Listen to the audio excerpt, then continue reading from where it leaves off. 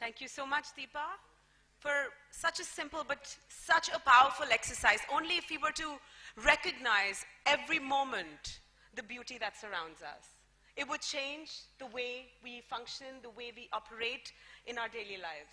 So powerful. Thank you. I'd like to welcome Sharmila Devi, the founder director of Seven Clover Coaching Services and mentoring company, working in the area of leadership coaching, relationship coaching, and sales coaching. Please join me in welcoming. Thank you, Sharmila Devi. அனைவருக்கும் தமிழ் வணக்கம். வணக்கம். Thank you very much for the very sweet introduction. And this economic forum happening here is really very apt for today, as the speaker said, because it is the place, Madurai is the place where Goddess Meenakshi is ruling. So it is the feminine energy ruling Madurai. So as this is the day we all females are discussing about the expertise, through our expertise we have been discussing about what kind of changes, what kind of differences we are going to make in this society for this world. So I think this is the most great day of this year. And really I appreciate all Ladies League and Women Economic Forum for the biggest opportunity. And now here I really want to share my story, because the topic was so beautiful. Because can we make some difference? Can we make the happy world if there is, if the national policy is framed with empathy and compassion? It's a beautiful thing to think of. As in, I really want to share my experience that recently happened a few months back.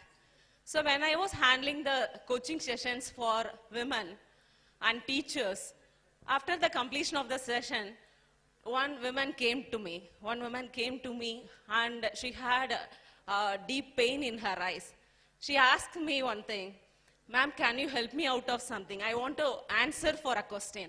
She asked, "Is it my fault for being born as a woman?" I was a little shocked. What is that question? I said, "No, it's not your fault. Actually, we are so much blessed to become a woman for being born as a woman," I said. She said, No, ma'am. But in my case, being born as a poor woman is a curse," she said. I was little thinking about, okay, dear, what's happened to you? What really happened in your life? Then she said, "Yes, as I am from the poor economic background, during my first delivery for the baby, I was admitted in the hospital for labor pain. I was in severe pain. So how many mothers are here? How many mothers are here? Yes. So as a mother, we know how much vulnerable we are at the situation during the labor pain. So as a poor woman, she said, I was admitted in the hospital. I was taken to the labor room by the staffs there. And I was beaten. I was pinched in my lap. I was slapped on my butt. I cried. I was screaming around. And all the staffs and nurses just shouted at me with abusing words. Don't shout. This happens to every woman. So at the one second, totally, I was shattered, she said. I was shattered. I was ashamed for being born as a woman. Why should I be treated like this? Is that my economic background the reason for that? She just blast into her eyes. The tears were rolling in her eyes while she expressed to me. So what is my fault here, she said. Actually, that tore my heart down. And she also told me, when the doctors came inside and gave a checkup to me the next day, just I was naked without no screens. So there was no privacy for me. As a teacher, she was a teacher. So as a teacher, I'm educating many children. So there is a dignity for me. So I'm a role model for many students here, but I was thrown out like a naked piece of meat. I was treated like that.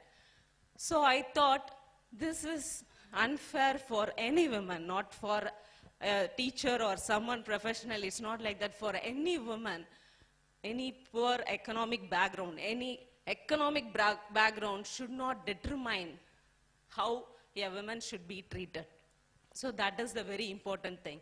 So again, I come to the point like, so the national policies, it's there in India, very beautiful national policies, good acts are really there in India to protect, nurture women, to protect women, to empower women. As per the National Policy 2001 is created especially to protect women against domestic abuse and harassment and everything. And a very important thing I want to say here is, every policies and acts are to protect women. What should not be done? So here I want to emphasize in this forum, what should be done is giving respect to the woman, how a woman should be treated with dignity and respect and compassion. So the staffs, the staffs around the hospital, not only around the hospital, wherever the woman is there, wherever the woman is working, wherever the woman has been educated. So it's very important that we have to create an ecosystem. So the national policy makers are like the leaders of India, leaders of any nation. National policy makers should have the empathy. The mothers of India should not need sympathy because they are the real queens. Yes. So every woman, every mother should be treated like a queen, and she has to be given that much dignity and respect. And she doesn't need sympathy, she needs empathy and compassion and care. And everything, the government or any policy makers or the governance are very much responsible for that. Here, before ending my speech, I want to say, happy mothers create happy children. Happy children creates happy families. So happy families create the happy nation. Happy nations create happy world.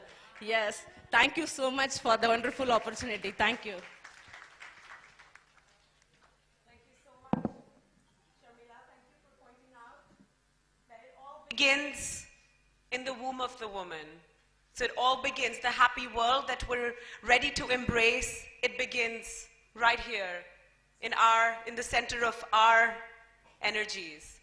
Thank you for taking us through that journey. I'd like to welcome another speaker who's just joined us. Please join me in welcoming the lovely Nisha Nujumuddin. Please join us, Nisha, on the stage. You are a motivational speaker and the director of Dulabi E-Commerce Private Limited. We'd like to hear your journey. Please join me on the dais. Nisha, yes.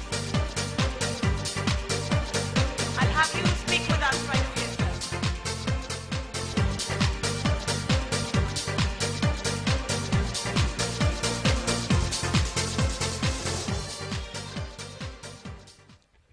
Sharmila Devi, please step up and accept your honor as an exceptional woman of excellence. Ladies,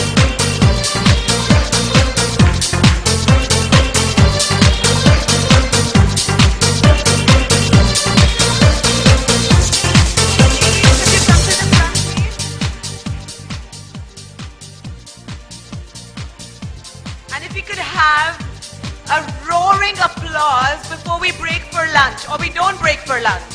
We want lunch, right? So just give us a little bit of energy before we close this session. Let's stand. Yes, yes, yes, let's stand. Let's stand in togetherness, in sisterhood, in brotherhood, for what's been an absolutely magnificent morning.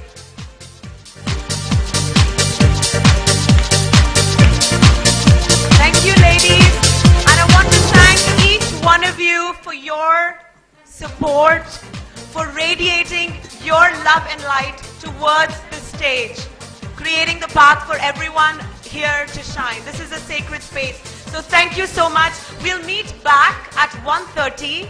The lunch is to your right.